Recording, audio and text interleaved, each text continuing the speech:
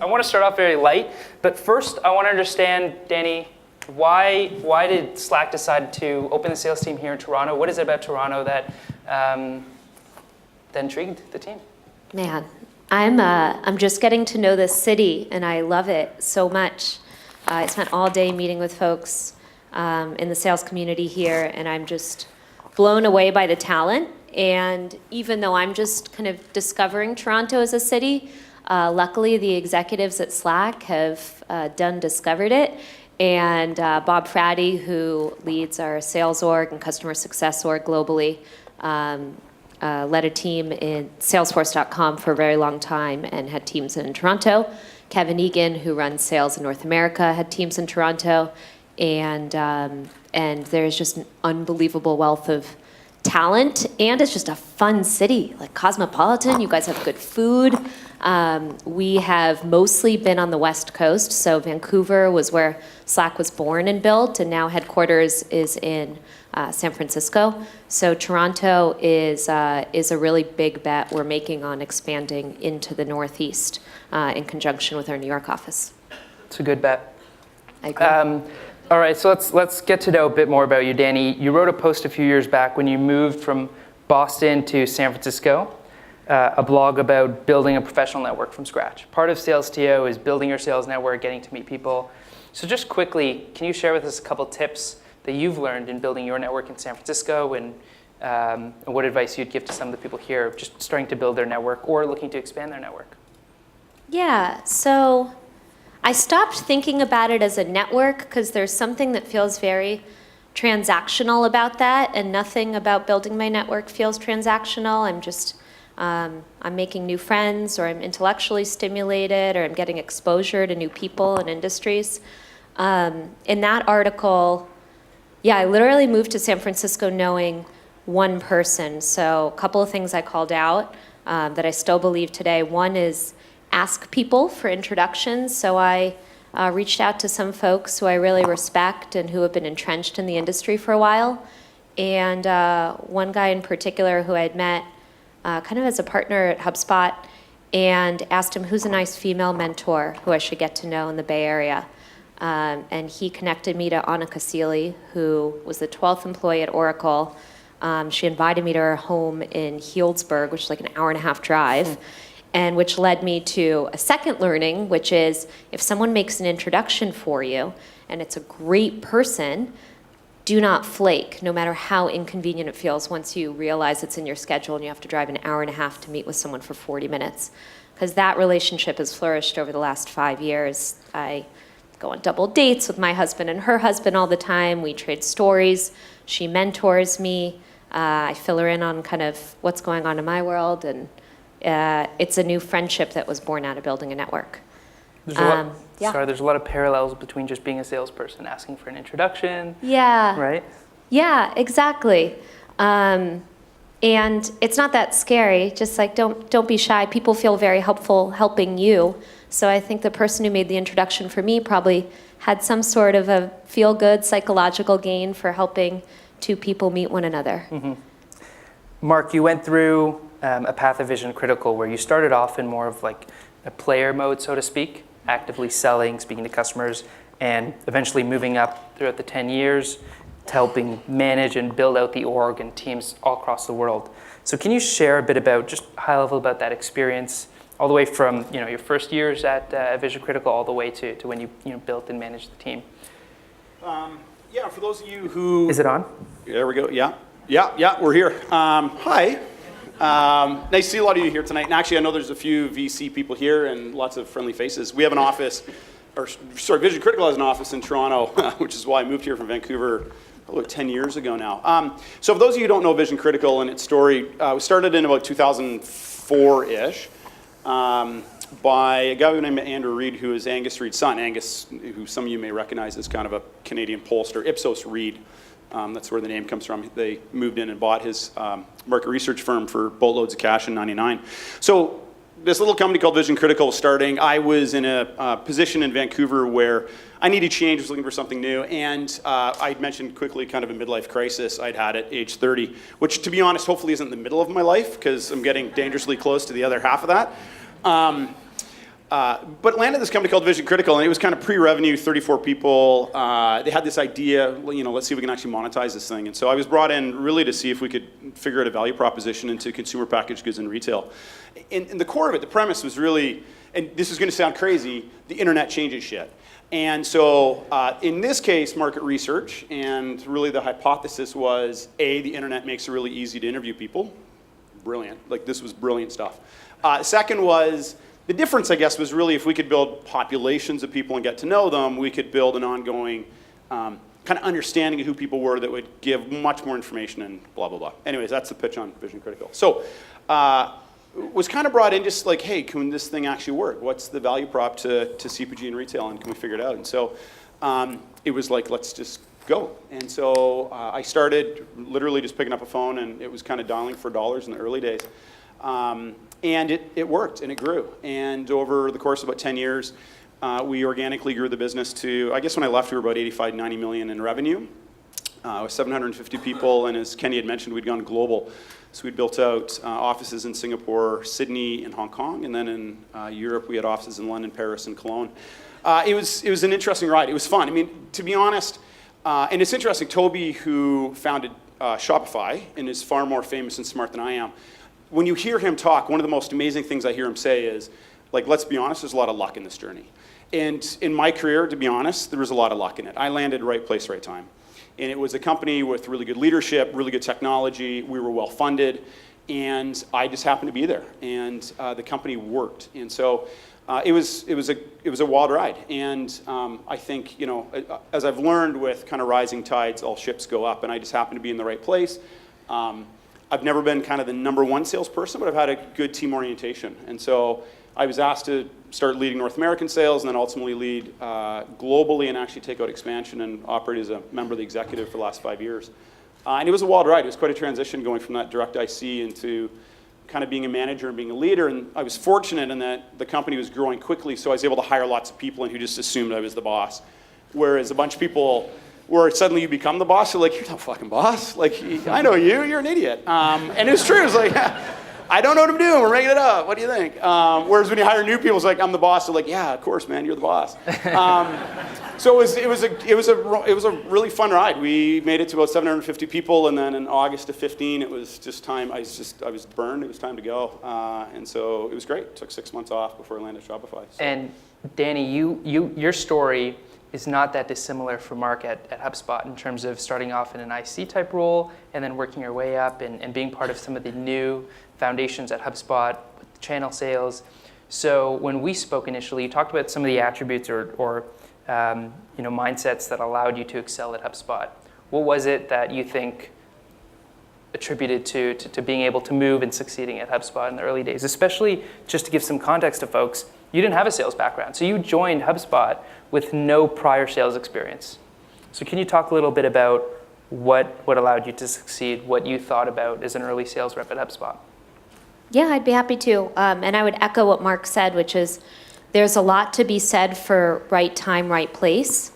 But number one, when you realize you are in the right time at the right place, even if there's luck that's part of it, recognize that, lean into it, and cherish it. So I left a job in consulting that I was like totally mediocre at into this dream role at HubSpot, and I didn't know if I was going to be shitty at sales or if I was going to be okay or great at sales. So I basically held on for dear life and wanted to get everyone to root for me, essentially so that they would feel too bad to fire me if I was bad at sales. And this wasn't like, it wasn't super strategic. I just really, really, really wanted it. I felt like I was working at the coolest company with the smartest people. I was drinking the Kool-Aid, and I still do. And so I basically just showed up first, had the strongest numbers, and then activity numbers? Yeah, activity numbers. So literally just sheer effort. And I think maybe this is an ego stroke. It wasn't intended to be, but it's like anyone who would teach me anything, I would fervently write down. And if I would implement any of it, I would tell them.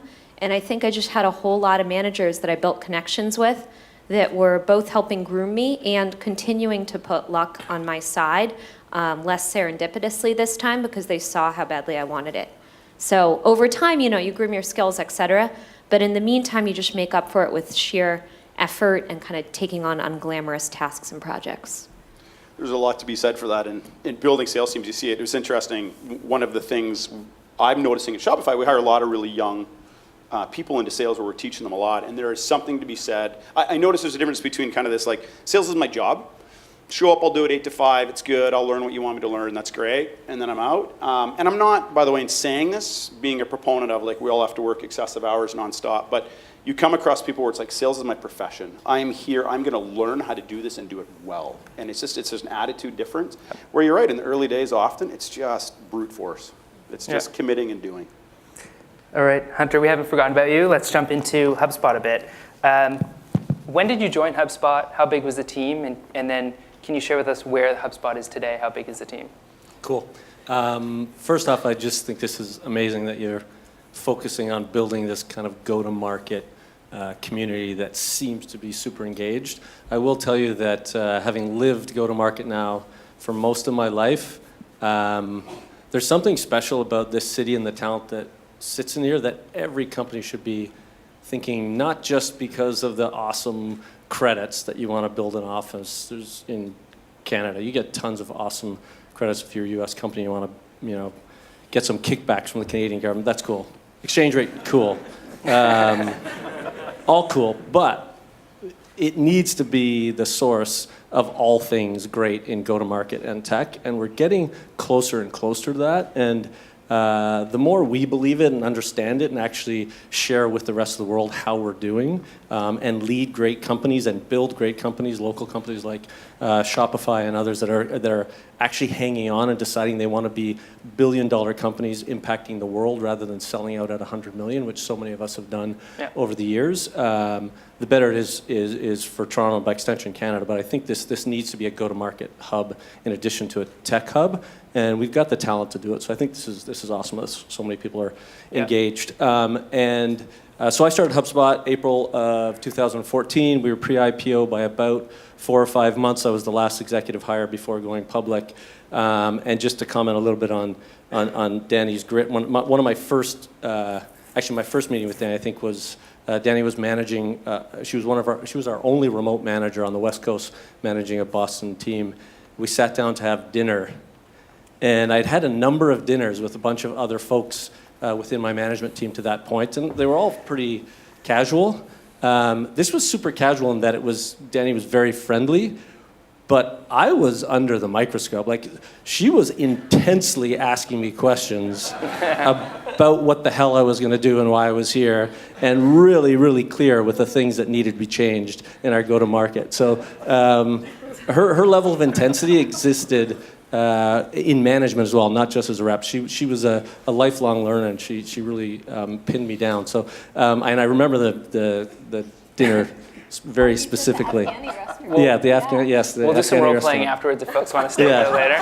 Yeah, it was nuts. I went back and talked to her CEO the next day. I said, "Danny's kind of intense, isn't she?" I said, "Oh yeah, she's got it." We were just Boston and Dublin. Now we're Tokyo and Singapore and Berlin and Sydney. And the so as the second part of your question, how big were we? Yes, we. That was it. Okay, just shed some light on where you are today. So we're an engine that's continuing to grow. We're continuing down on double-digit growth across hiring and revenue, and seem to have hit our stride at somewhere around 400 million and growing kind of north of 40%. So it's all good. So you've got remote teams or distributed teams with offices there. Mark, now you have teams. Distributed teams as well, and we can see that with the folks over here. They're actually here today, but they should be going back to Australia shortly, and we'll have distributed teams. Yeah, we've got, so Shopify Plus, we've got largest teams in Waterloo. We've got a significant size team in Ottawa, and then just with the growth of the business and complexity and all that kind of stuff, we've got some remote reps in the US right now. We're building team in Australia, based out of Melbourne, and it's an office. It's not just remote reps. That's right. Yeah, Generally speaking, not a fan of remote reps. I think remote reps, when they work, are amazing. The moment there's a bobble, you sit back and you're like, what's really going on out there? And you just never know. And there's something to be said for collaboration and people sharing with one another and learning from one another and all that goodness. And so our goal, we've hired some really great people in Australia. We've actually taken one of our reps out of Waterloo who's moved down there. And so we've got a really good team that we're actually putting into space in Melbourne so they can hang out together. And we've done the same thing in London. We're putting a team out in London. We've taken someone out of Ottawa, shipped them over to London to hang out there for a year and really help kind of build a team and build the culture and build what we're trying to build. Why now? What sparked the decision to open the office in Melbourne, ship someone to London, versus keep the community here in KW? Yeah, I mean, part of it was I had reps up at 2 a.m. calling Australian merchants, which is just never really healthy. And you know, if I'm probably really honest with myself, that's not true. I didn't care too much. It was when we started losing deals and merchants, I was like, why? Like, what happened? And the merchants are like, listen, man, you're up at 2 a.m. calling me. Like, I know you kind of care about me. Like, do you really care? Like, are you really invested? And one of the things that's really interesting with Shopify, and I say this as a sales leader, you know, having led sales organizations for a lot of years, Shopify is a fascinating place to work. And one of the things that's really fascinating is we are very, very focused on merchant experience. It is the first job that I've existed in where I can go to the VP of Finance and say, we're missing our number this month because I'm actually taking the team, we're going to back out of the field for a week because we really need to do some training on this and because I don't feel like the merchant experience is right. And the business will go, awesome, that's great, good. We're confident we're going to grow, but we're going to be a 100-year company. To do that, we have to deliver the best experience possible and do it again and again. If we do that consistently, we'll win. And so really actually Australia and London in large part was Shopify just becoming well known in those spaces and starting to get a lot more inbound interest and large companies raising a hand saying, hey, we want to talk to you guys, what are you about? And really not being in a position to give a good experience. And so for us, that was a large part of the decision. The reps I've put into the US, right now, similar. Our market is changing exceedingly rapidly. Shopify really began as e-commerce focused on entrepreneur and small company. In the last 3-4 years, that has really started to change. Now we've got the largest of the large companies to us saying, hey, we're interested in going direct to consumer, we're interested in e-commerce, come talk to us. And that requires a different skill set. Last year I realized that we were dealing with a very intense merchant in San Francisco, large company, and they wanted us to come down and meet with the CEO, the CIO, and the VP of Finance. And I had a 24-year-old who was like, that's great, I'm excited, like that would be really fun, I've never been to San Fran. And he was like, and no. So part of it was like, oh shit, we have to just, you know, if we're gonna deal with merchants of that size and the complexity of the selling process and all that, we needed to bring people in who had actually done it for more than like 3 months. So that's been, for us, it was a large part of just the recognition of deliver the right experience to our merchants, make sure we're doing the right thing by them. We needed to actually put good people into market that could deal with them in a good way. So in market versus they can't sell them in Toronto and then just go visit them. Yeah, we were doing that, and I think you know, clearly we sell across North America, mainly out of Waterloo and Ottawa, and actually, you know, probably similar to a lot of SaaS companies today. I don't know what your world's like or yours, but probably 80% of our sales happen remote. It's phone-based, it's web, it's, you know, all of the tools at our disposal. But you do start hitting a tier where they're going to invest a lot of money, they're making really significant decisions, and they want to sit down and have that conversation. And you need to sit down and, you know, shake hands and look them in the eye. And so that's where things started to change. And suddenly, you know, yes, we could hop on a plane occasionally, but for a lot of these, they needed just a different caliber of rep. And in the space we're in, I had to go find those people. Mm-hmm. Anything to add? You guys agree? Cool. One thing that I find interesting about all three companies is that you all have built brands that attract a lot of consumers. So you don't necessarily see as many ads as you would other companies, and you've built inbound machines. And HubSpot was really one of the first companies, or the first company to pioneer that, you know, inbound marketing and really build it up in the community. And I think Shopify and Slack have done a really good job of doing that. And one thing that I heard Danny you speak about in a podcast was around, you know, when do we take someone who's a user of our product, a free user of Slack, for those who use Slack, and actually inject a human into the conversation and intervene.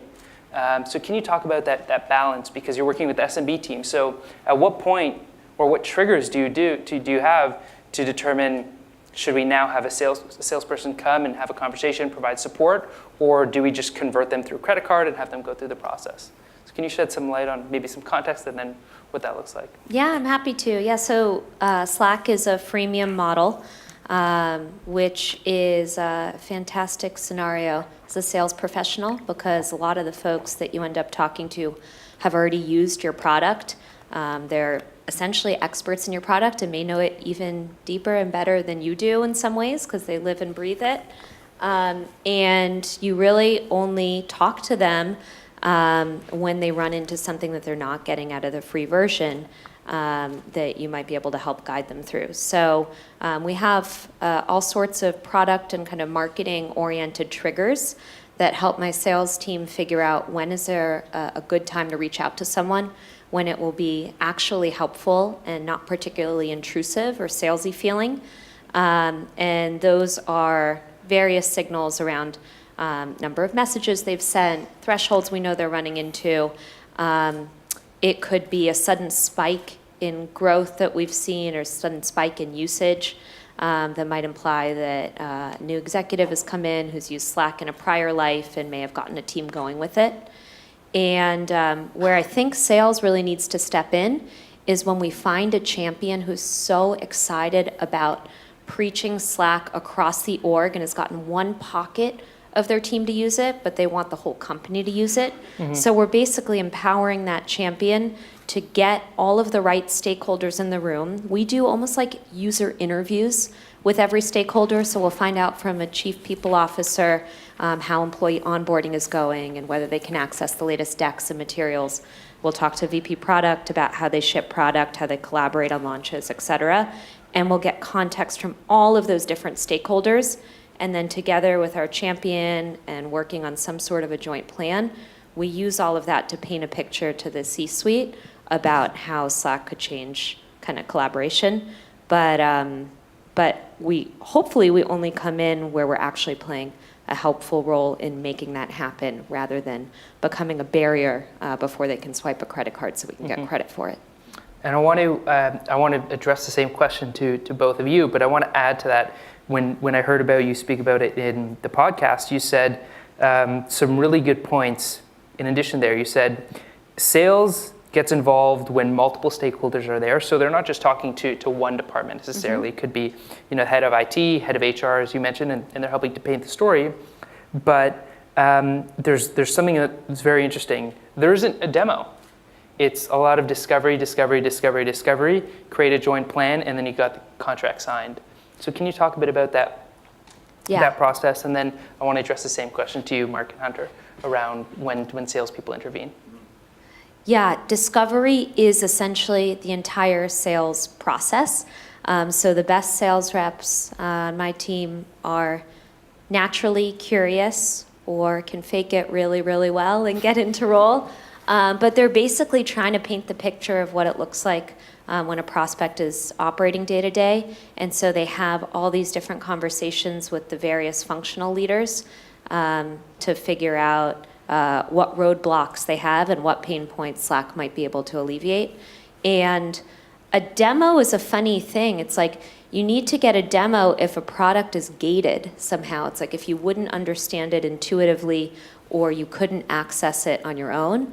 And the beauty of selling a freemium product is that you get to play with it all the time. And like I was saying earlier, people are often experts at the product. They've installed bots that I don't even know about before they get on the phone. So it raises expectations, I think, for the sales team to truly be masters of the craft and get passionate and geek out about the product too. And it changes the sales process because it's not a sequential like connect, qualify, demo, negotiate. It's just discover from a new person in a new way, put the picture together, and then agree on commercial terms. Mark, Hunter? So in our world, Shopify Plus. So Shopify Plus is the side I'm on. So we focus on the larger merchant. Large merchant. Just go there. Large merchant. We focus large merchant, and a significant like I said, remember, I don't know what I'm doing. It's all good. A significant portion of what we do is actually rip and replace. We're going out to merchants running really successful businesses, and we're convincing them that there's a better platform, better way, better, et cetera. There is a portion of the business, though, which is kind of, not necessarily freemium, we do have an upgrade model. So Shopify is very focused on building entrepreneurs, on helping small companies move online, and then as they grow, because a lot of these merchants, and especially in the online space, you turn around and we've got merchants doing enormous businesses inside 4 or 5 years, and it's all online. It's stunning. I think Kylie Jenner is one. Kylie Jenner would be an example of that. Movement Watches, 2 high school dropouts in 2014, running an $80 million purely online watch company now. And countless examples like that. And so in our world, very similar, we're looking at, on the back end, we're watching just growth of business, speed of business, transaction volume, overall revenue, but also having a look at what are they doing that we think, back to we want to deliver a good merchant experience. Our goal is to help them grow. Our value proposition is grow bigger, faster. It's not, more technology or more features and more.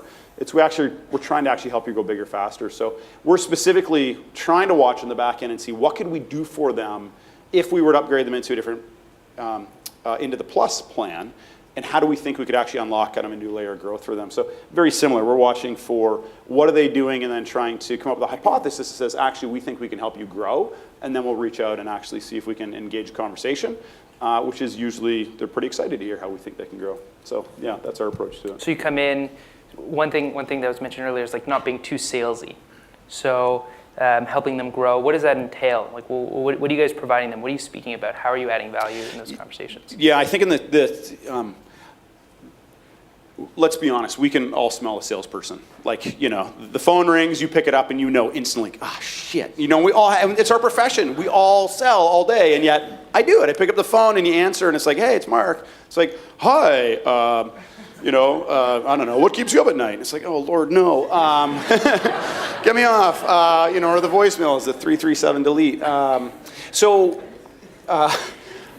our side, back to, I'm a firm believer if you can't add value, really we shouldn't be selling. There's an ethics thing in it. If it's not rooted in real value, bring it to the merchant or your customer or business or whatever we're selling to. Really, why are we doing it? And that's, my view, a really shitty place to be if you can't see the value and honestly believe there's good value in it. And so in our case, we're often looking at merchants and they spend an inordinate amount of time actually just trying to manage technology. And keep in mind, a lot of the online merchants today, it's amazing stories you listen to. And it's like, there's one in Toronto, and it's a company that they sell candles, and in the candles, in the bottom of it, they'll put a ring in. And the ring could be worth $5, it could be worth $5,000. And they've built this unbelievable machine. But they are passionate about candles and marketing and all that stuff. They don't give a shit about technology, it's a burden. And so our focus is really trying to find ways we can alleviate kind of the pain and the drag of technology and help them redirect their efforts, their time, their money, their resources into things they should do. Marketing, merchandising, thinking about where they want to go next, how to open a new country. So that's what we spend a lot of our time doing, looking at kind of what are they doing now in their technology and how can we actually alleviate that to allow them to redirect their energies into things that actually help their business grow, which is good for all of us. So that's been our approach. What do you do? So without sounding too preachy, I'd say the fact that you're all in here means you care about our profession and where it's going. And I'd say this is actually a seminal moment in our profession. If you don't get this hybrid right between freemium and human-based sales, you won't survive as a sales rep, and you definitely won't survive as a leader because it's where we're going. And the cool thing, there's a couple cool things here. One is that finally technology caught up with bakers and delicatessens. Right? What did bakers and delicatessens do to build trust and credibility with their customers? Free samples on the desk, right? It's like our job is about getting people to trust us and think we are credible as a resource. That's kind of what we do. And if you have a kick-ass marketing engine that builds that brand and then an awesome user experience once they're actually using the product, as a sales team, then you don't spend all of your time overcoming this initial resistance you get in building trust, right? As a sales engine, all of a sudden your first conversation isn't about how am I going to get past this wall of mistrust, and it becomes, oh shit, they already know my brand, they know my products, they're using it, they like us. this is going to be a really interesting conversation. I can start down the path of actually helping before trying to overcome that trust barrier. And the reason I say everyone needs to know it is if you take a look at the two companies beside, awesome companies growing really fast, started off in primarily a very low CAC, so low cost of acquisition, low touch, primarily code-driven funnel. So when I say code-driven is the marketing funnel is based on building products and code to pull people in, and it works really well. And you get a little bit of a flywheel going there, and there's this leverage that gets created. And then Slack and Shopify got to the point where they said, wouldn't this be interesting if we could actually have even more impact? How do we layer in a more traditional sales engine on top of a freemium business, which is what Dropbox did and a bunch of others and Evernote. They're still trying to figure this out because they thought they had this flywheel that was never going to stop. They were just going to be able to build and grow without ever having to introduce a person into the sales process.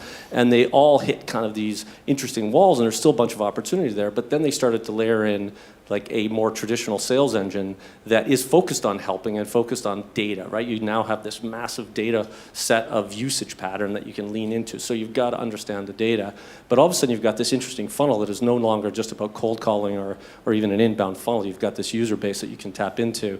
And so they've built this really cool engine on top, and they've got both going. And then HubSpot kind of went the other way. As we were a traditional company. We did a lot of heavy marketing, created a lot of inbound interest, and then we inserted a salesperson who tried to be helpful, who tried to focus, as the folks have said, on discovery and tried to build trust. And we got really lucky because people generally liked our brand. So when I joined HubSpot, the thing that was so surprising to me, having lived tech sales for so long, is that our market share was like this big and our mind share was massive. Is people wanted to talk to my sales team. It was unbelievable. If you're at Oracle or Salesforce, your market share is massive, but mostly the person on the other end is at first a little defensive, right? Like it's kind of, you're gonna try to sell me something. I already love Salesforce, I'm using them, but you're gonna try to sell me 100 more licenses or something. There's like this dynamic that gets created, and all of a sudden kind of stepped into this inbound world where people actually wanted to talk to my folks because the brand that had been created by kind of sharing what we knew. And I think that's the same thing that the product engine does when you build a product-centric funnel, is you're saying, trust us. Like here's what our product does. You might not get all of it, but here's what our product does, and you can trust it, and you can use it, and you can create this flywheel. So, our path right now is we've built a free CRM, and we're building free products. And my push as the go-to-market lead is I want every one of our products to be available to some extent in the bottom end of the market to full extent for free, and in the higher ends of the market to some extent for folks to use and trial at their leisure, right? And so we have to build a lot of really interesting ways to pull people through and educate them and get them to use the product. But at the point someone's going to change their CRM or their marketing platform, we know that's a change management initiative, and internally they've got to get stakeholders involved, and they've got to make a call on whether or not they want to improve or change the way they engage with their market, their customers. At that point, it's a little bit of, a little prideful to think we can run that process simply through experience with the product, right? To believe that we can build a product so great that you're going to rip out everything you're doing with CRM and how you manage your customers and how you manage your marketing funnel without ever talking to us is a little prideful. We can't do it. So we know that at a certain point, the function of the code funnel is to get someone to raise their hand and say, I want to understand more, I want to know more. Mm-hmm. And that's where our people step in. And the old adage of kind of always be closing, we kind of flip it to always be helping. And we really believe that, that the dynamic now of a salesperson, a sales professional, is if you don't know your business well enough and the general direction of the businesses you're serving to actually add value right out of the gate against the products they're using or the process they have in place, don't expect to win. So this idea of give before you get really matters to us. And so the idea is, how do we, even when we engage for a split second with an email or a video, how do we make sure that in that email or in that video, it's a completely free of charge recommendation on how they can improve their business with or without us? Because we've got a lot of data now on how their website's operating, how their funnel operates. We can offer them some advice without actually asking for anything, and so we try to lean into that. And so I think in the new world we're in, which all of you are now in, is like, you've got to be a sales geek, which I saw, I think was Derek Quinton, if he's in the room, he mentioned something about sales geeks in this room. You got to be a sales geek, which means you got to understand the data. You got to understand that product is going to drive a lot of your funnel. You've got to understand that content is still going to drive a ton of your funnel as well. And that over time, we in this room are going to be more tightly tied at the hip to product and marketing than we've ever been. And it leads to kind of think where we're going, Yep. but there's a term that we've used at HubSpot that we coined. We're going to get into that. Okay, we'll get to that. But it's actually super impressive. I do want to say, in terms of the connectivity that's happening now in the engine with sales, product, and marketing, there's one comment I want to make, and I know it's going back a little bit, about sales, about this idea of gritting it out. There's one thing about the profession you've chosen. How many people have been in the sales profession for more than 5 years in this room? Okay, awesome. You will know this. Without question, the sales profession is the single most unfair profession in the short run, and the single most fair profession in the long run, right? If you actually focus on the inputs, you actually drive knowledge, you create demand, you manage an awesome sales process. If you focus on the inputs and continue to get better every day and be really objective about that and get the coaching and the feedback and ask questions, as Danny mentioned, if you focus on that, yes, for the next 6 months, maybe the person beside you is an idiot and isn't working hard and got a winter patch that's going to last for 6 or 8 months, and maybe they sell twice as much as you. I guarantee you, over the long run, that person sitting there not doing good work and cashing big checks is going to fail. And that you, at any point in time, if you're investing in the inputs before the output, have those big goals for your outputs, but don't worry about the outputs as much as those inputs, and get that right, and this profession will be fair. It will treat you well over time, and it'll pay you better than almost any other profession. You don't have to hit a home run with an IPO to run an awesome career and to build a great, great profession. This is a fair profession, but it requires focus on the input and focus on the long term, not the short term. So that leads me to a slew of questions, but a couple themes keep coming up, right? And that's just around salespeople being professional, investing in your craft, learning, and also this notion of how do we deliver value, or how do we create trust with prospects, customers, whomever salespeople are engaging with. And I was watching a video in Davos with Benioff and the CEO of Uber talking about trust in technology. And everyone's thinking about trust, but from a sales perspective, from how you guys are running your teams, we're not compensating salespeople differently. We're compensating them on what they close, not necessarily how much value they're driving to the client. So can you talk a bit about how you think about building, managing, incentivizing salespeople to drive value and to create trust? Or does that fall on the product to always be reliable? It's a bit of a philosophical question. Sorry, I'm just going to hop in on this one. Please do. Okay. Get in there. Because I actually at Shopify struggle with this one a lot. And some of the other Shopify people in the room will understand this. And I've actually been reaching out to other companies and talking to other CROs and saying, how do you do this? Like, is anybody, and I can't find a good model today. Is that compensating, incentivizing correctly, or yes. is that focusing? Sorry, I've jumped. So at the core of it, I said, I care a lot about a 100-year company. I care about doing the right thing for the merchant. But what do I compensate my salespeople on? Closing business and revenue.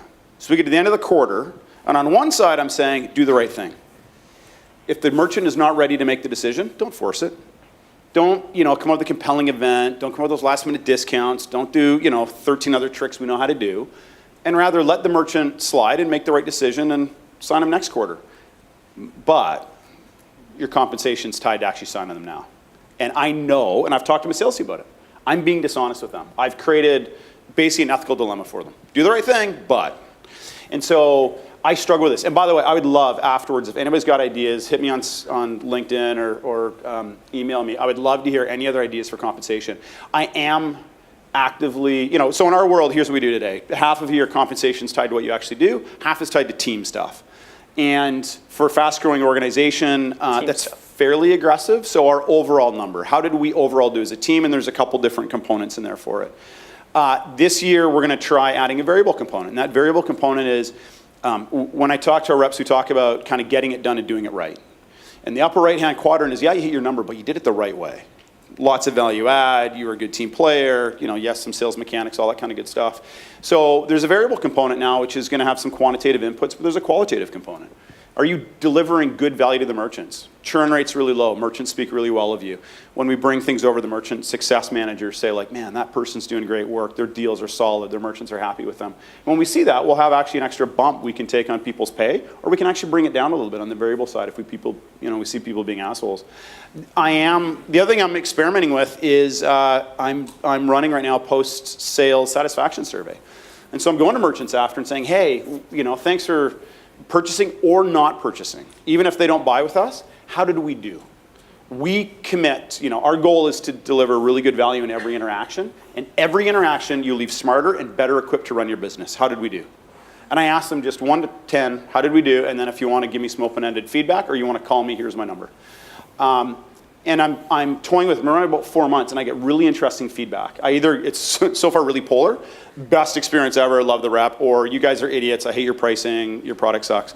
Luckily, I'm getting a lot more of A than B, but I'm experimenting because I'm trying to figure it out. It's difficult, and I find it's a bind for us. And so I don't have answers to it, but those are some things we're trying because I see that struggle of one of the challenges in sales is our incentive is to close business sometimes at the detriment of the right thing for the person we're selling to. I'm not saying we do, but that ethical dilemma is there for us.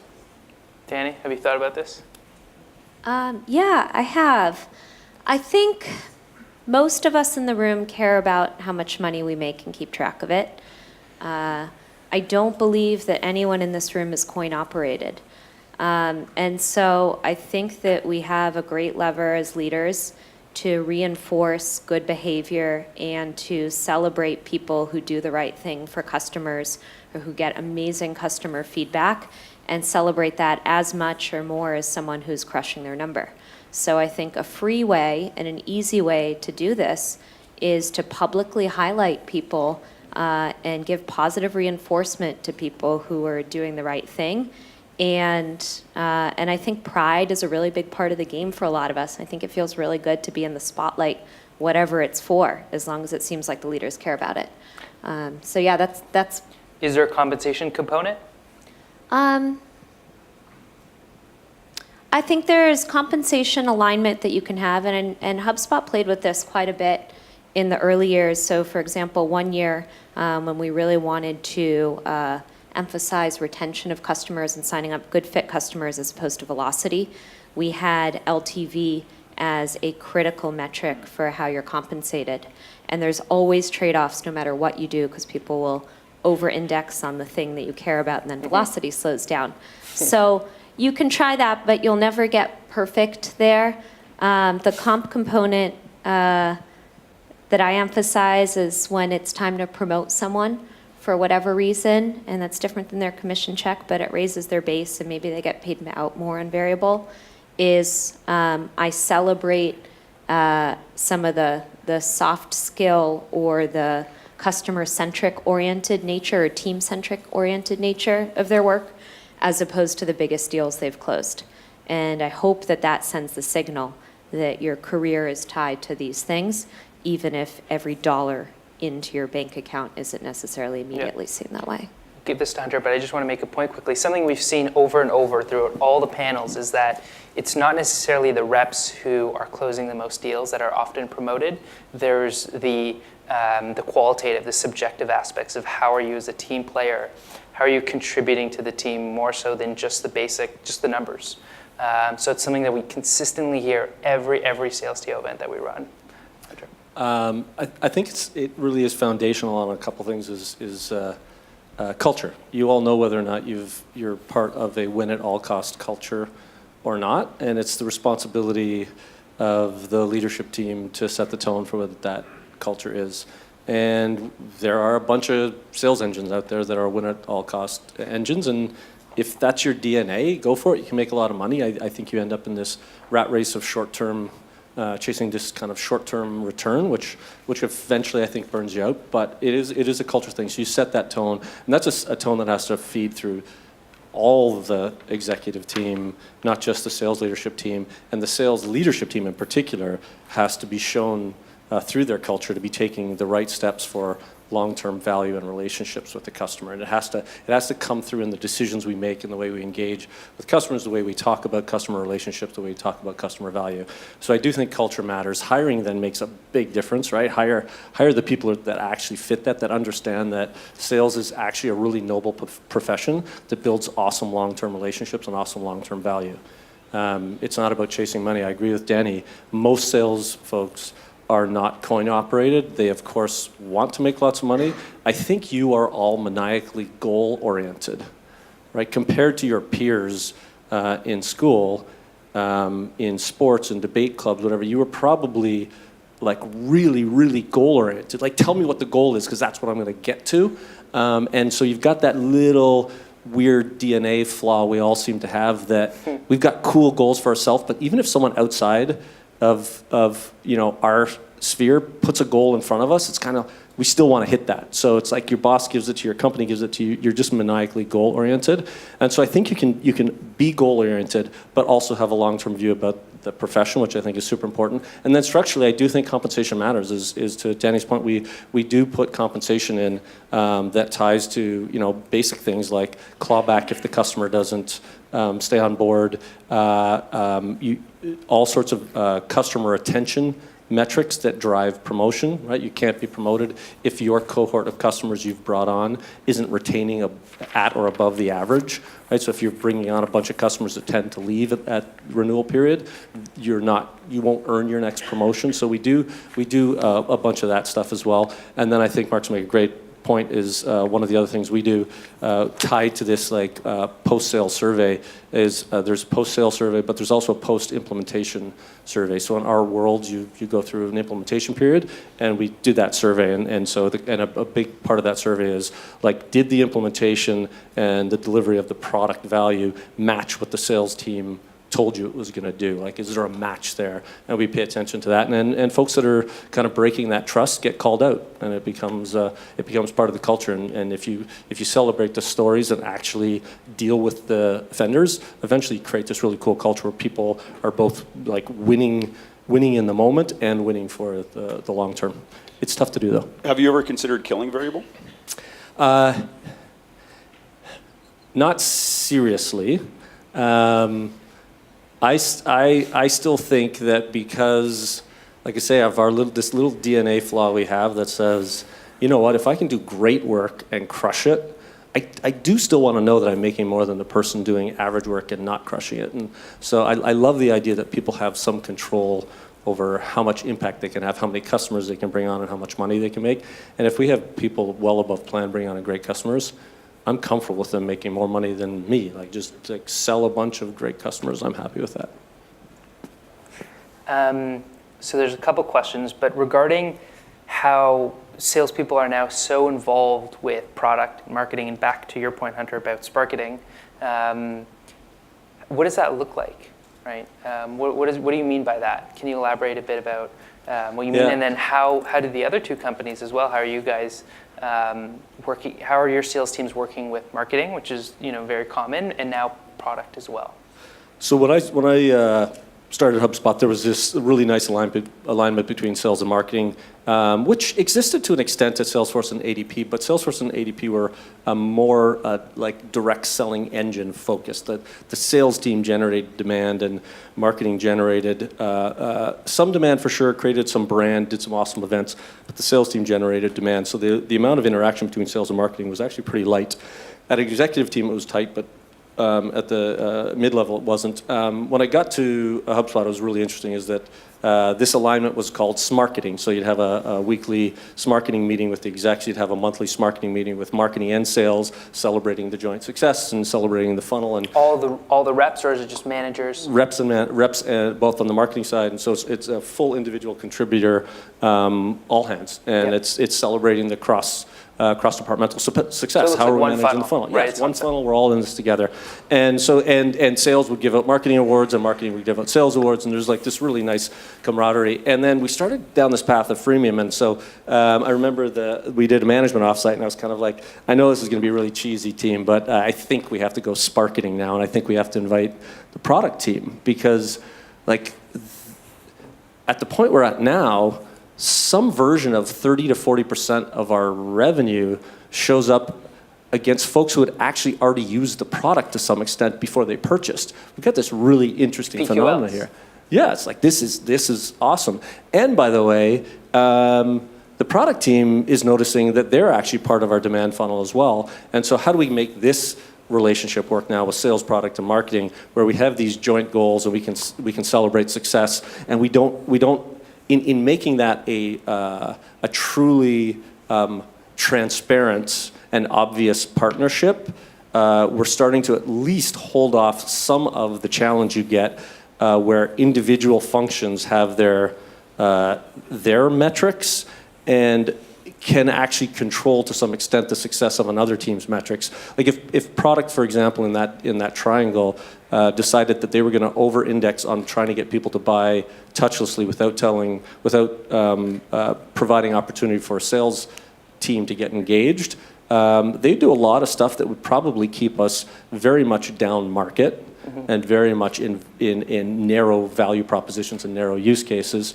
And that might feel good to them because now they're driving a lot of revenue and they're celebrating success. But we as a business are suffering because we're not matching the needs of the middle and the top of the market, and we're not matching the needs for that team to actually generate interest. To someone put up their hand and say, talk to sales. And the same thing with marketing is this idea of like the whole funnel being a system that you can't gravitate to one metric too tightly, because I think all of you know that. The sales engine in particular, marketing is like this as well, but the sales engine in particular will solve for any metric you ask them to do, right? If we say, shit, the issue is close rates, we got to improve close rates this quarter, and that's our lifeline. Now we're going to incent you're going to get paid double if your close rates are high. All that happens is sales reps stop booking any opportunities except the ones that are going to close. So it looks like their close rate just went up to 100%. They stop actually sharing what they're working on. So of course they solve that. So the system is so prone to over-indexing on any single metric that any other world than the three of those functions working really tightly together and calling each other out when one is indexing on one metric too heavily, I think ultimately will fail. So getting that right, and I don't profess to say that we have it perfect, but we're focused on it and we think that's the engine. And if you live in go-to-market, I think that's your value long term. If in 3, 4, 5 years you know that play, you can work that sales, marketing, and product relationship, and you know all the dynamics of that and how it's going to help your company grow, you kind of have a path to write your own ticket, go anywhere, do anything, because that's what everyone's going to need. Yep. I'm going to pose this question to both you, Danny, and Mark, but I want to add on to it a bit and say, what are some of the metrics as a sales organization that you guys are looking at day to day, month to month, week to week, that you're basing your performance of your sales teams on as well? So PQL, product qualified lead, how do you work with product and marketing? And then specifically as a sales function, what are you looking at from a high level, 10,000 foot view of your sales team, and then day to day? Danny. Sure, I'll talk about collaborating with other functions. So the way that we do it in my segment is we've created essentially like a mini board meeting. So it's all hands on deck figuring out how do we best service SMB in this case. So we have the global head of marketing in there. We'll have the head of customer experience in there, myself, Bob, Kevin, et cetera. And we each share out something about an initiative we're working on in that given quarter. We share out something that we want to celebrate, perhaps, and then we spend most of our time with a magnifying lens over what's a problem area that we want to dig into. Or we have the user and research team post some sort of data that had some sort of surprising result in there, and then we dig in, we analyze it together, and then we create these little breakout groups afterwards before the next quarterly board meeting to tackle that and to look into it. We present out, and then we go on to the next one.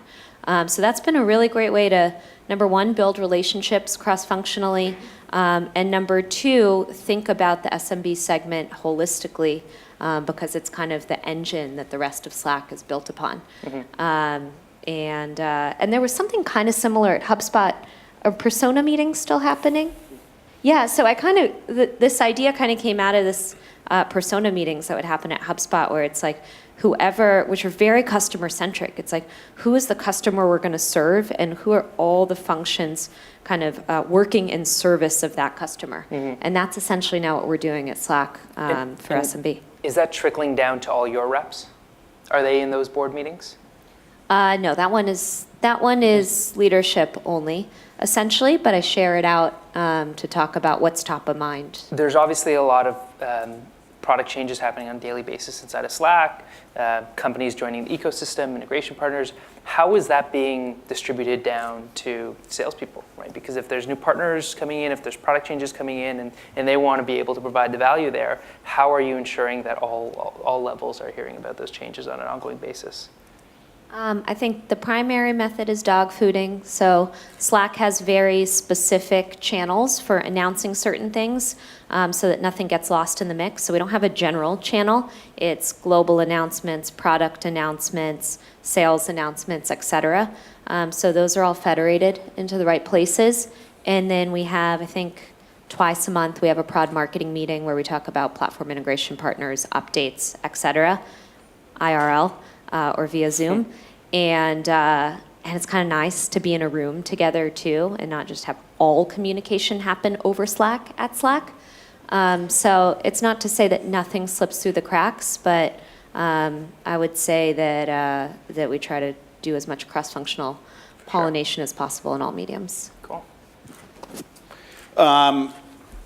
Okay, so actually I just want to back up really quick on the kind of sales marketing alignment, because I think I failed that at Vision Critical. We built a sales function really well. Marketing came to the game late. We were a sales-driven organization.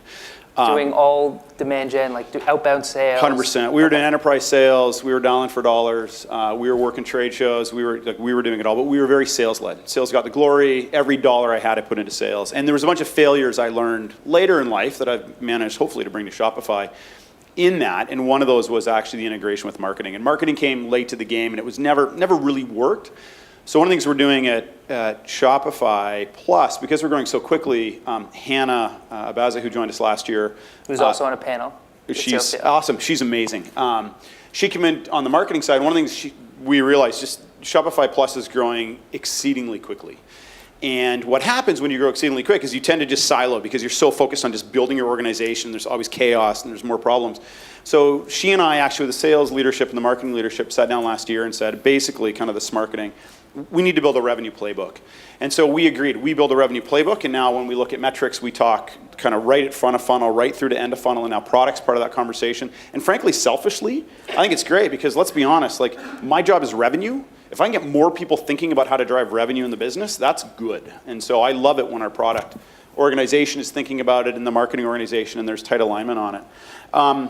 So all the way back around to, I think the last question was kind of how do we update on product? It's a challenge in a really rapidly growing organization, because there is just an endless, almost like flood of information coming, and you've got sales reps who are just like, they're driven to go close stuff, and it's like, oh, by the way, something drastic changed. Take an hour and actually really intuitively understand what this means, and then get back to your job and integrate in what you're doing. And so it's difficult. It's really a challenge. So we do a variety of things, and it's product marketing meetings and Slack and a variety of things. One of the things we do, which I really like actually at Shopify, is we really encourage our employees to run their own businesses. And so in my case, I'm too busy, so my 13-year-old son does it for me. He runs a little business off to the side. But it's a great way of actually getting in the product. And so, kind of to your point of dog fooding, it's our way of dog fooding. So a lot of the employees, in fact, some of the salespeople run like multiple really successful businesses, but it gets them deep in the product. And so when new product features, functions, et cetera, come out, they are right in it, understanding intuitively like what it means, how it actually adds value, how it's actually going to help the merchant experience. And so that's one of the ways I found that's kind of unique to us that works really, really well. If you want to start a business, sell to Shopify employees to outsource their business and run it for them. One thing that I always like to talk about is hiring. All three companies are hiring, obviously not at this event. But what we typically hear about are like the basic things. And I'm going to quote Roberge because he talks about a lot of those things in the book, Sales Acceleration Formula, right? You know, they're persistent, you know, they've done things outside of work that's above and beyond, you know, what the day-to-day is. And there's the 5 characteristics that they look for. But I want to move outside of those characteristics. I want to talk about what are the things that you particularly looked for or have found in some of your successful reps in the past that you look for when hiring today. Danny? Gosh, I don't know what exactly is or isn't in the book, but I think one part I emphasized earlier is true natural curiosity. It's in the book, but continue. I'm sorry. It's a good book. It's a good book. He didn't even cite me on that. Okay, no. Okay, so the other one I would say is the discipline to guide conversations through question asking and the discipline to resist the urge to sell. Sometimes, you know, there are those openings where it's like, that's exactly what my product was built to do. And the easy thing to do is to jump in and celebrate the fact that you're about to, that you've just found this really good match. And I think really good salespeople lean into discovery, as we were talking about earlier, and ask how or why or tell me more 3 more times before connecting the dots, rather than jumping in on the first opportunity to connect the dots. I really like when sales reps have a healthy sense of paranoia. They are optimists, big picture, but deal by deal, they are always thinking of all of the reasons that it could push, and that is helping them formulate the list of questions that they should ask or go back and ask in order to make sure that they've done their diligence. Yep. Yeah. That's great. I would completely echo what Danny said on that, and certainly the 5 that are in the book, and I don't know what they are, but I'm sure that I could probably guess what at least 4 of the 5 are. I think one of the things, I guess, that we do differently at Shopify Plus, at least is new to me, you may all be doing it, which I find really interesting is the first interview you ever have with Shopify or Shopify Plus is called your life story. And it's literally just an hour of like, who are you? Like, what are you up to? What are you doing? Tell me about yourself. And when I interviewed, I sat down with Jamie over at 80 Spadina, and I went in for this interview at Shopify Plus, and I was in a comfortable place. I was like, yeah, we'll see what you guys are after. And I sat with Jamie, and we literally spent an hour talking about like barbecuing meat and fly fishing and kids and whatever. And I walked out, and my wife called. She goes, "How'd it go?" And I said, I actually have no idea how it went. We had a really cool conversation. But I think it's really interesting. There's this, there's the adage of, people buy from people they like. And yes, there's some truth. I don't think that holds all the time. But there's something to be said for, like, if you're not an interesting person, you can't engage in conversation, and you can't relax enough to just actually be a human and be an interesting human with an interesting story, I don't know. I don't really want to spend 40, 50, 60 hours a week with you. So, can I erase that? No. This is recorded. It's going out to everyone Shopify. We appreciate the candor. Hunter. Actually, I'll stop you there. I know. Let's say you're cut off now. Actually, related to kind of Danny's commentary, I think although you can train this and learn it over time, if you can hire someone who has has learned through the critical points of their development that truly trust and credibility is built through the quality of the questions you ask, not the quality of the statements you make. That's part of their DNA, that's their go-to, is they actually want to learn more. And not just like loose, easy, open-ended questions, but insightful questions to get the person on the other end thinking differently about the problem they thought they had. I think you're starting off on the right foot. You've got someone who has the potential to do great things. I think there is also, it's funny, I don't remember the 5 that Mark wrote about either exactly, but there's also this real interesting sense of empathy that just, it has to exist. If you're going to be an awesome sales professional and one day an awesome leader, there's a sense that you understand and care passionately about how you're making the other person feel, and that you can sense when that's working or not, and that you're comfortable adjusting and doing what it takes to make sure that that person is comfortable enough to open up to you and kind of share their interests. Because when people, I think when people resort to the kind of that idea that people do buy from people, what it really means is, I think anyways, is people buy from people who they feel comfortable enough to actually share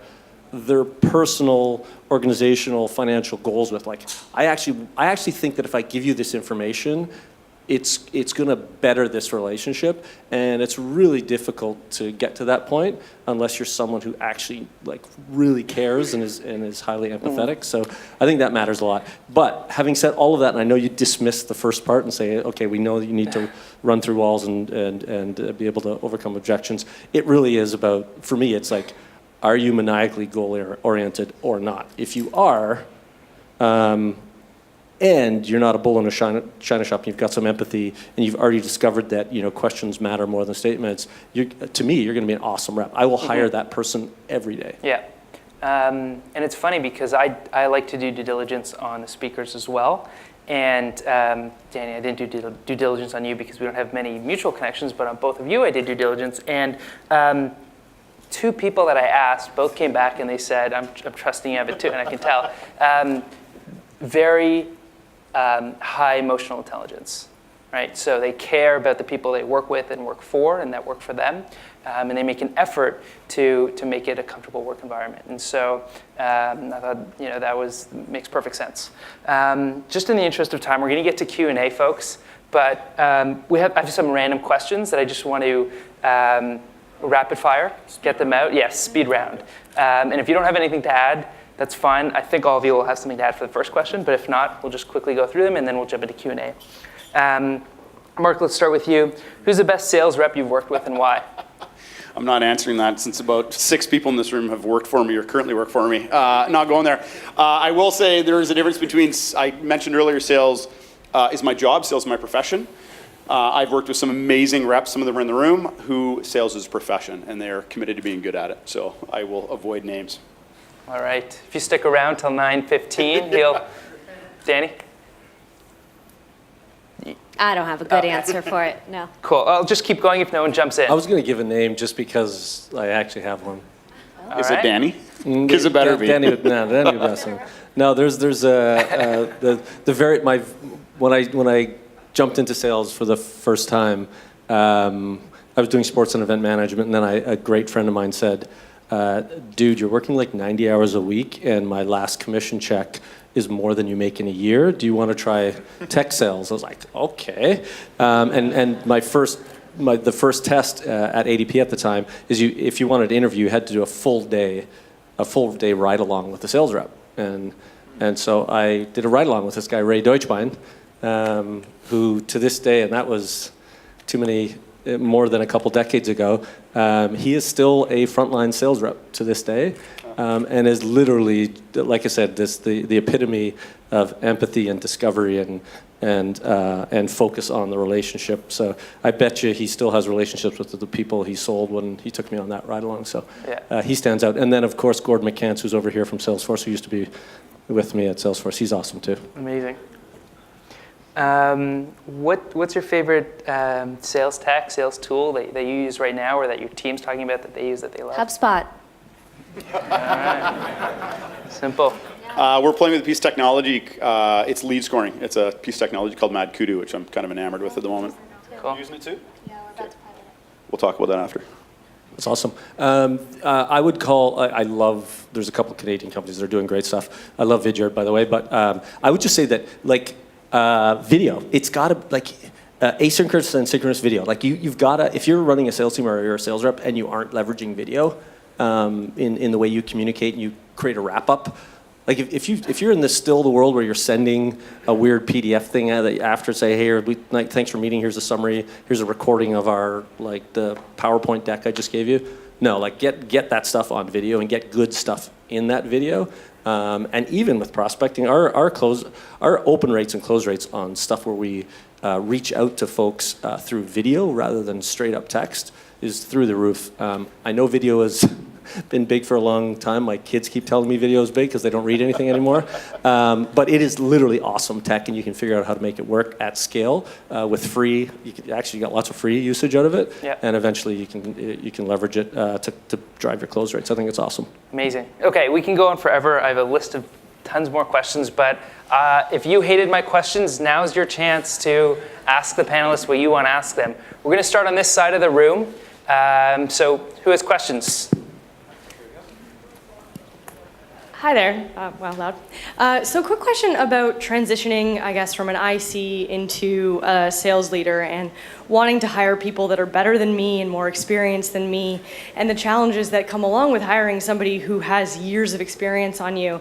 So I just wanted to ask kind of what your challenges were associated with that and how you handled them. Just sort of directed to anybody in particular who feels like they have experience with this. I'm happy to do that.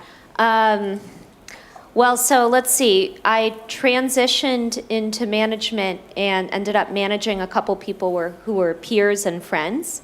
So there I had really frank conversations saying, do you want to work under me? Do you feel comfortable? And they would articulate, they said yes. But that way there was kind of mutual buy-in, and I said, listen, I want to be able to give you constructive feedback. I also want to celebrate your wins. Are you cool with that? Can we have that kind of relationship? And they said yes. And I took that to heart and went for it. And one of those reps actually ended up, I officiated his wedding, and he married another HubSpotter. So that relationship stayed intact despite any constructive feedback. And then in interviews, if we're going down the path of encouraging question asking, as we were doing of good reps, I think even as a leader, you sound and feel more authoritative when you're asking questions. So when you become a manager and you're interviewing someone who has a lot more years of experience, you really focus the conversation on them, and you don't let perhaps what might be your insecurities during the early days, you quiet that voice and you ignore it. And you trust the fact that you were promoted for a reason, and you act that way. And I really believe in fake it till you make it, and then it starts feeling really real. I've done that at every single stage of my life in every context, and yeah. Fake it or you make it. Do the job you want, right? Yeah, exactly. The only 100% agree with Danny on this one. The only two comments I'd make on, number one, let's be honest, it's hard, it's intimidating, it's scary, it's nerve-wracking, especially early in your career. I know early in my career, there's this sense of like, if I hire this person, they're gonna shadow me, like they'll actually expose. Let's be honest, a lot of us have imposter syndrome. We're put into situations daily, we don't know the answer. We're operating on gut and instinct, and it's not like I have the playbook for how Shopify Plus can go the next 2 years. We're making it as we go. And so, it's intimidating and scary. So number one, just kind of recognize it. The second thing I've realized is I've become much more now sales leadership is that I actually notice when sales, in our world, it's what we call sales coaches, when sales coaches are afraid to do it or willing to do it. And sales coaches who are oriented towards, I am here to make the business the best business it can be, are comfortable generally to do it and are comfortable doing it. And I recognize that, and so as I think about who I'm gonna grow the organization around, those people stand out. And I think good leaders will recognize you taking the risk to do that. I think when we are afraid to do it, and so we hire the comfort because they won't intimidate me, they won't show me up, they won't, et cetera, leadership does see it because they're focused on the big growth of the business. I'll be quick, but I'd say awesome that you wanted to do it. If you want to go into leadership, just test, like you know yourself better than anybody, you can fake a bunch of stuff, but just know whether or not you care about other folks' success more than your own, right? Like, sales teams sense it. They know when a manager's there to gun for their next job or the promotion, or whether they're in it to make me better. So if you don't care about the success of others, don't get into it. Be an awesome sales rep, care about the success of your customers, but you really need to put your team first. And I think understanding that, and a great point that Mark made, understanding that your job is not to know the answers, but is to create certainty that together you can find the answers, right? It's like the team needs to see certainty that we can figure it out. Doesn't mean we have the answer now, but we can figure it out. And then I would just orient yourself. There's deliverables as a manager, which are, hiring and numbers and forecasts and all that, but your purpose, and again, I don't want to get too preachy, but I really do think why leadership and management is such an awesome profession is because your purpose is so clear. You are here to build talent, you're here to build culture, and you're here to build enterprise value, like help your company scale. Those are like your three things. That's your purpose. And number one in that is talent. And you gotta care about people, you gotta care about hiring and coaching and developing, care about another's success. And your job is to unlock the potential that others don't yet see in either the markets you're serving, the culture you're developing, or the people that are working in your team. Your job is to find the potential that they don't yet see and help them and help the company fulfill it. And it is an awesome profession. Like, leadership is tough, but it is rewarding and awesome. Great. Next question, side of the room, gentleman over there.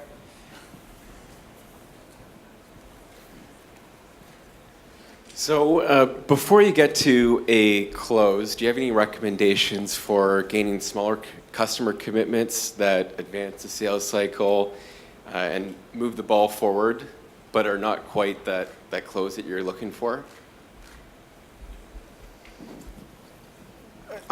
So I think that yes and no. To me, that's very situational. What are you selling? Who are you selling to? Blah, blah, blah. The one thing I guess I would answer at kind of the macro level, one of the things if you're not doing to start thinking about, we talk a lot internally about what is the contract we're making with that prospect through this conversation. And so up front, we try to create an upfront contract. Here's what I see. If we agree generally, okay, awesome. Here's how this relationship's going to go. I'm going to do this. I expect you to do this. And we actually try to create a contract in it. And so through that process, we're keeping each other accountable. And what we're trying to do is change the relationship from, hey, I'm trying to sell you and demonstrate value, and move it more to like, do we believe there's some value here and we think that there's a fit? Okay, great. I'm going to commit to trying to demonstrate the right thing for you, or at minimum make your business better. Do you commit to helping me do that? Okay, awesome. Here's how this process is going to work. And now I've got those deliverables you're looking for. And when one misses, it's an opportunity to just be like, hey, anything changed on your side? Here's what I see. Are we cool on it? And also, one of the things on our side is we're trying to encourage, I'm always encouraging the sales reps up, listen, if there's not business there and we can't add value, call it up front. Don't bullshit, don't pad the pipeline, don't make it feel good because you got lots of things and lots of conversations. Let's be honest about it. So also giving ourselves, the sales reps, permission to say, you know what, customer, I don't think there's value here. I think you're better served probably elsewhere, and so I think we should probably just call it right now. Thanks, I'd love to follow up in 6 months, see how you're doing. But that's one of the things we're really focused on, is creating that customer contract through that process.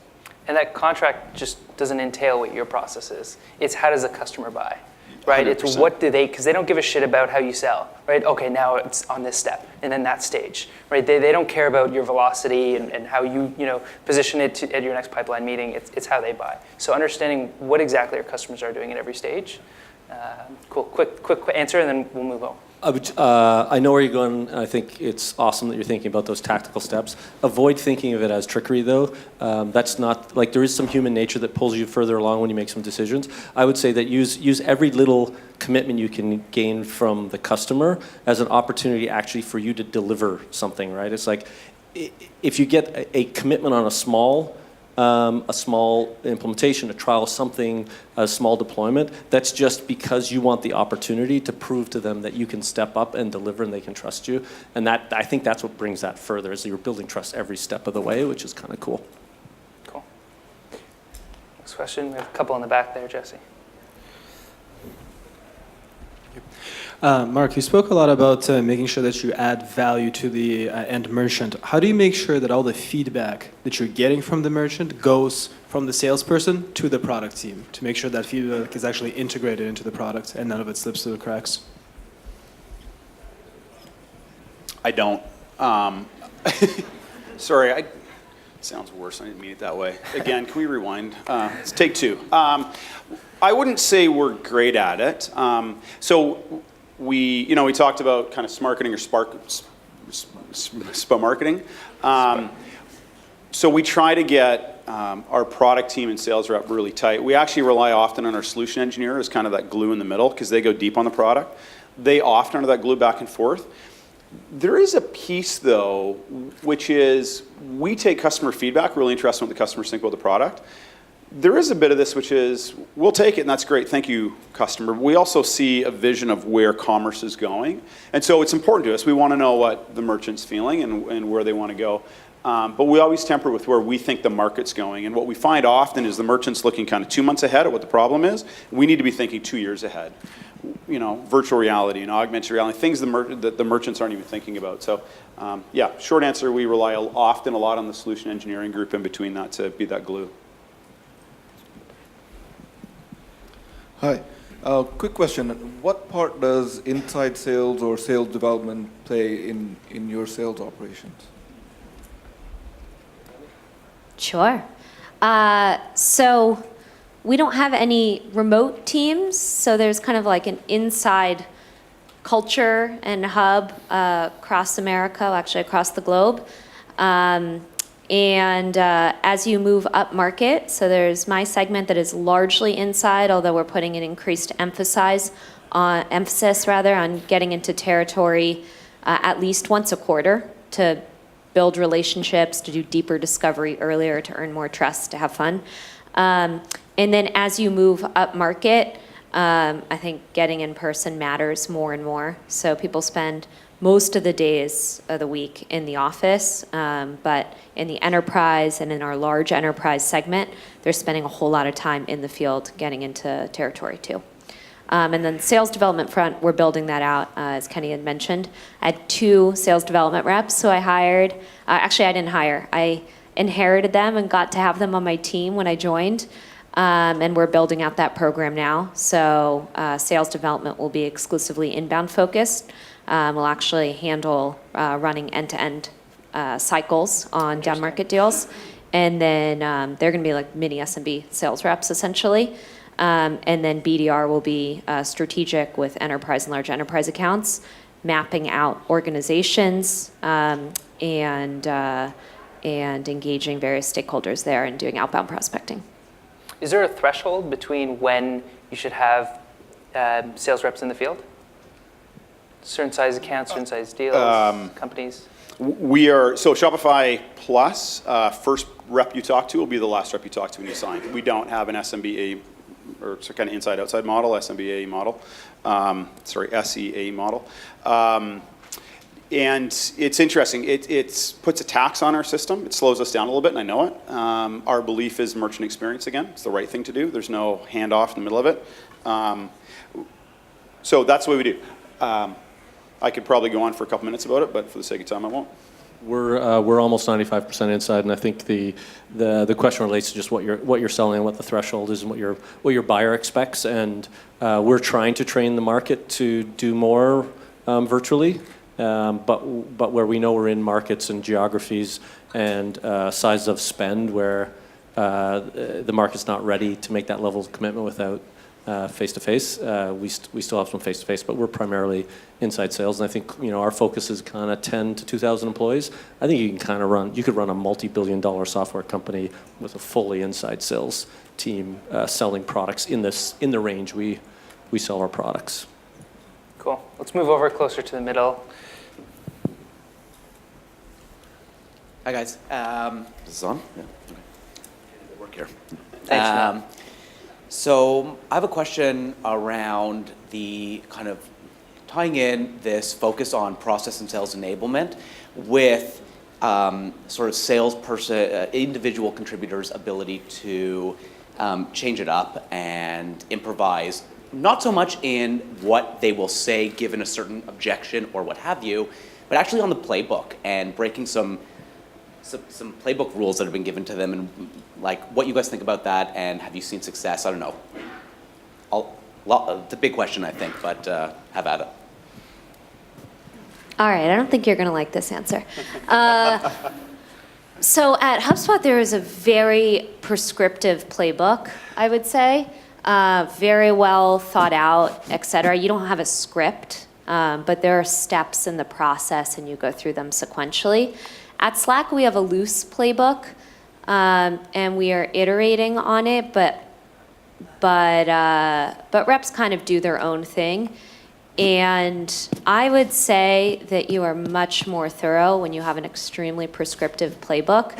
And a lot of the time our instinct to skip around and skip a step has to do with the discomfort of asking the prospect to answer tough questions or dig really deep. I think it's like the playbook is almost like a really helpful checklist to make sure that you've asked all of the things you know you need to ask in order to find a good match and position your value appropriately. So there are exceptions where I think, you call an audible or you skip a step, like you're not so rigid that the customer feels like they're going through your process.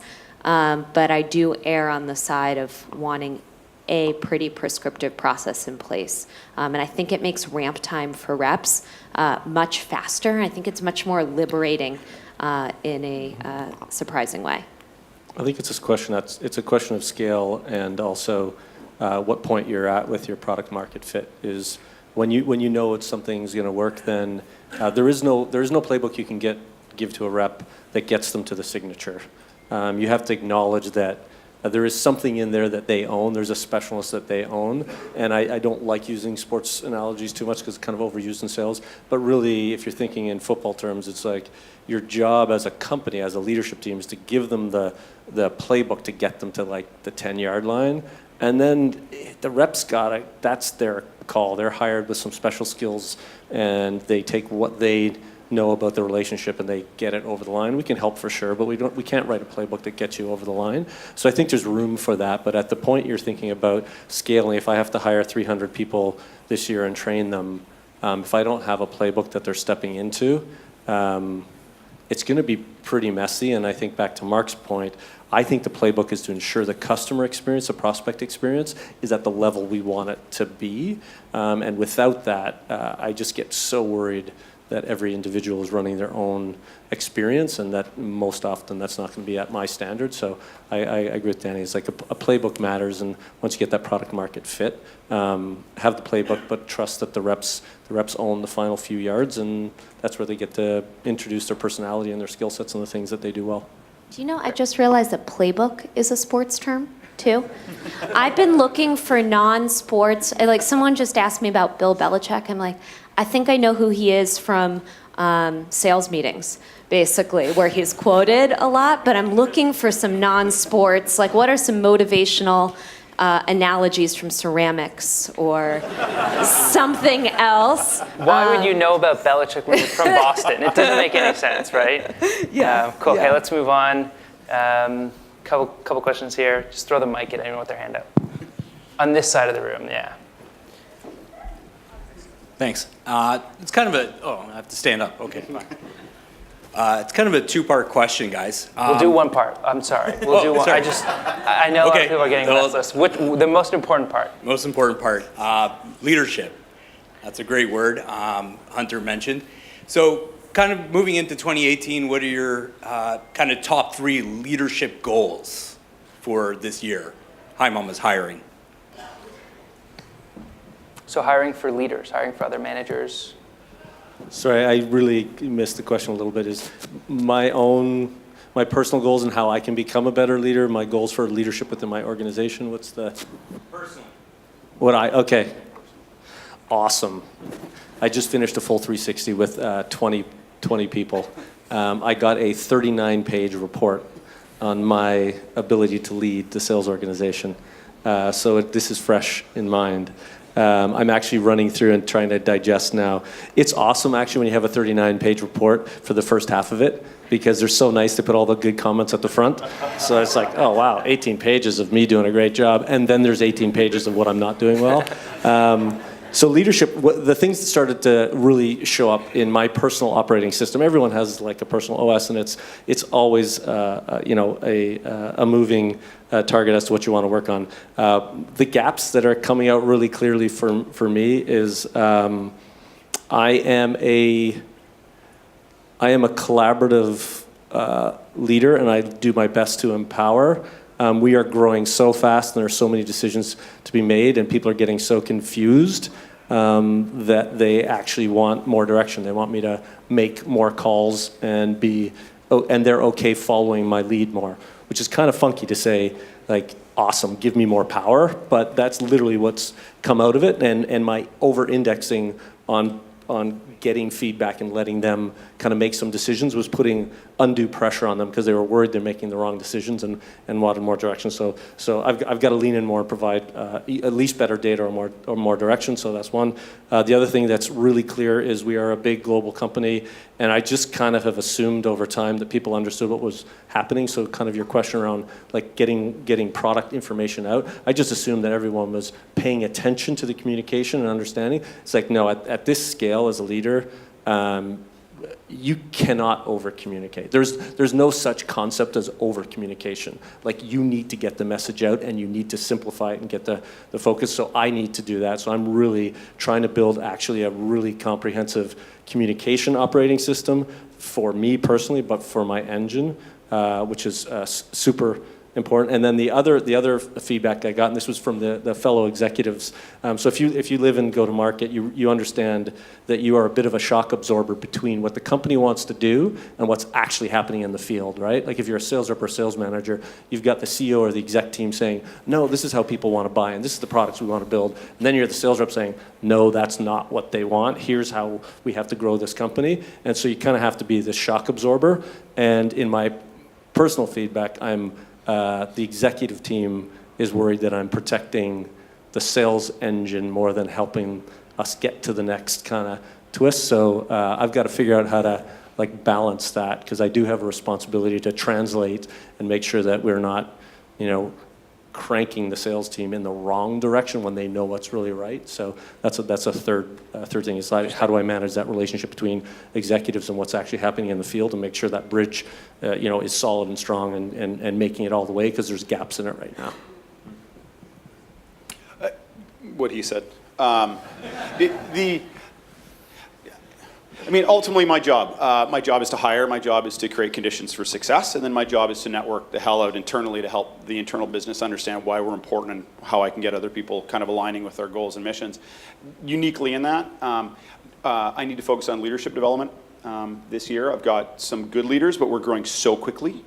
We're that classic, like, hey, you get to be a leader, so here's a small team. Oh, guess what? You now get another. Oh, guess what? You now get to be a lead of leads, and by the way, you're a member of the executive. And they're 26, going like, oh, great. So I need to spend time helping some leadership development. I think, like Hunter said, I have avoided spending a lot of time kind of upstairs focusing on the executive because frankly, it's kind of like internal noise to a degree. Like I got so much to do out here. I don't really want to spend my time internally, but I need to do more of that and help them understand a little more of what we're doing kind of on the sales front. And then the third is Shopify Plus. We are the first sales organization within Shopify, and I'm increasingly seeing how I can have impact and actually help Shopify more broadly grow and start understanding the impact of sales. So I've got work to do there this year. I'll give a quick answer. Two things. Professionally, it's predictability. So I want my segment to be this kind of predictable, humming arm of the Slack sales org that knows exactly what it's going to produce, or roughly what it's going to produce, and kind of what sequence. And personally, it's focus. So I can start chasing a whole lot of things that feel exciting in a moment. Who else? I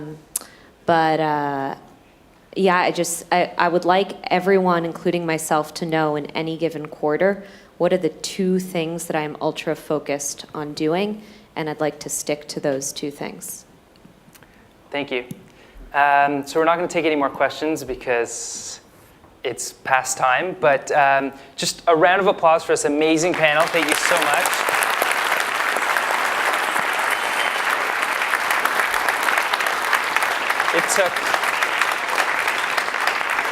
It took months to get on these people's calendars and months in advance of getting them to agree to this event. So thank you all for attending. Really appreciate your time here today. If you enjoyed it, if you had fun, if you learned something new, if you met someone new, if you like the sound of my voice, our next event, March 21st, we're bringing in more talent to Toronto. That's the goal, is expose the community here to what's happening in other places, and also what's happening in Toronto too. But we've got some amazing companies with Troops.ai from the team in New York, which I'm sure you know them very well. Amazing sales technology there. We've also got Terminus and SalesLoft. So going to be another great SalesTO. We're going to change the format a bit, and they're going to come in here and do some presentations. So it's going to be an exciting one. Thank you all again very much for attending. Really hope you enjoyed. We still have some more drinks, pizza, and panels here. Thank you.